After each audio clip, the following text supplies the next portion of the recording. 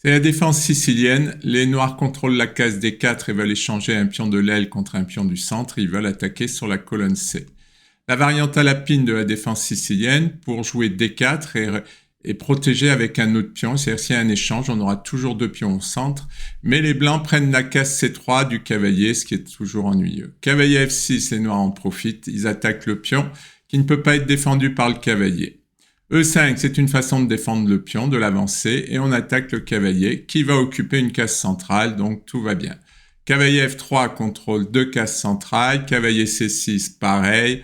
Les Blancs occupent le centre, les Noirs échangent, et ils vont attaquer au centre tout en libérant leur fou. Fou C4 pour attaquer le cavalier et le pion F7. Cavalier B6 qui gagne un temps, on défend le cavalier et on attaque le fou. Fou B5 pour faire un clouage, le cavalier ne contrôle plus les cases du centre, il ne peut plus bouger. D prend E, les Noirs commencent leur destruction du centre, c'est ça l'idée de ce genre d'ouverture, c'est qu'on laisse les Blancs occuper le centre, puis on l'attaque. Cavalier prend le cavalier cloué, est attaqué deux fois. Fou D7 pour se déclouer et permettre au cavalier de recontrôler le centre. Attention au piège, c'est-à-dire que si les Noirs s'amusent à faire Dame prend D4, le cavalier est cloué, donc Dame prend D4, perd la Dame. Il faut être vigilant à ça parce que on peut être tenté de le faire et à un moment d'inattention, on perd la Dame. Fou D7, donc je reviens sur ma variante principale qui décloue le cavalier. Cavalier prend, le cavalier est toujours cloué. Cavalier C3 pour contrôler les cases centrales et soutenir l'avancée du pion en D5. E6 pour bloquer l'avancée et permettre au fou de sortir. On roque, fou E7, les Noirs se développent. Dame G4, les Blancs commencent à attaquer. Ils ne sortent pas le fou de case noire puisqu'ils ont une autre idée pour lui. Petit roc, et voilà l'idée qui va se mettre en place. D'abord, fou prend C6, et là, les Noirs font un choix contestable, c'est-à-dire qu'ils prennent avec le pion et ils se font deux pions faibles. On peut imaginer qu'ils veulent garder la pression sur D4, mais ces deux pions isolés m'inquiètent un peu. Fou H6 pour attaquer le pion G7 qui est cloué, fou F6 pour le défendre, tour D1 pour mettre la tour au centre, protéger le pion, roi H8 pour se déclouer, et donc le pion G menace le fou, cavalier E4 parce que si le pion G mange le fou, on mange également le fou, c'est une protection indirecte, c'est-à-dire qu'on ne défend pas le fou qui peut être pris, mais on a une menace plus forte, parce que là le cavalier serait très bien placé, le roc serait détruit, ça n'irait pas. Dame E7, maintenant le fou est en danger, puisque la dame protège le fou. Et là, les Blancs rentrent dans une série d'échanges pour jouer la finale, qui est liée au fait des deux pions isolés. Les Blancs en ont un, mais qui est au centre et qui est plus facile à défendre que les deux autres. Cavalier D5, les Noirs centralisent leurs pièces, toujours un bon coup. Tour AC1 pour attaquer le pion, occuper la colonne ouverte. Tour B8 attaque le pion B2. Tour D2 pour défendre avec des coups là, les deux tours peuvent se doubler sur la colonne C ou la colonne D. Tour B6 pour protéger le pion.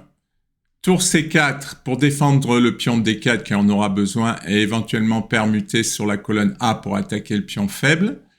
Tour A6 pour défendre. B3 c'est la tour qui permet de défendre le pion A. Roi G8 libère la tour puisque le cavalier attaque le pion F7, donc le roi le défend pour libérer la tour de la défense de ce pion. Cavalier E4, on centralise le cavalier et on va venir sur la case forte C5. Une case forte, c'est une case qui ne peut pas être attaquée par des pions adverses. Tour C8 pour défendre. Les coups passifs commencent pour les Noirs, mais ils n'ont pas le choix. Les Blancs ont un avantage d'espace, une meilleure structure de pions. C'est pas facile à jouer. Les Blancs commencent leur plan pour ramener le roi sur l'aile dame et jouer avec une pièce de plus.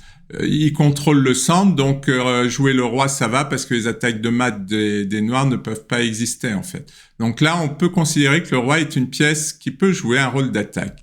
H6, les Noirs veulent envoyer leur roi sur l'aile dame et la case G5 a besoin d'être contrôlée puisque ça pourrait être ennuyeux, le cavalier pourrait aller attaquer les pions.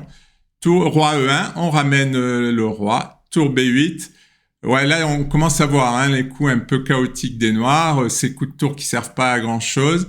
Cavalier C5, on occupe la case forte et on gagne un temps sur la tour. Tour A3, mais là les Noirs arrivent à rien en fait. Roi D1, on ramène le roi.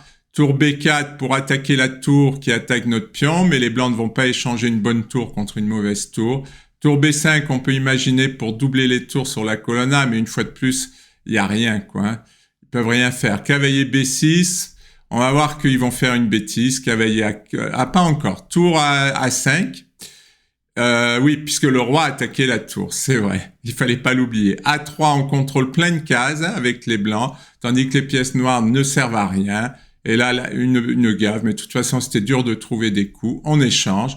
Évidemment, on ne peut pas prendre la tour parce que le pion est cloué et on gagne un pion. J'arrête la partie là parce que le but était de voir l'ouverture et voir comment on joue l'ouverture, et même finalement, c'est une finale. Belle partie des blancs qui se base sur 2 pions isolés contre 1.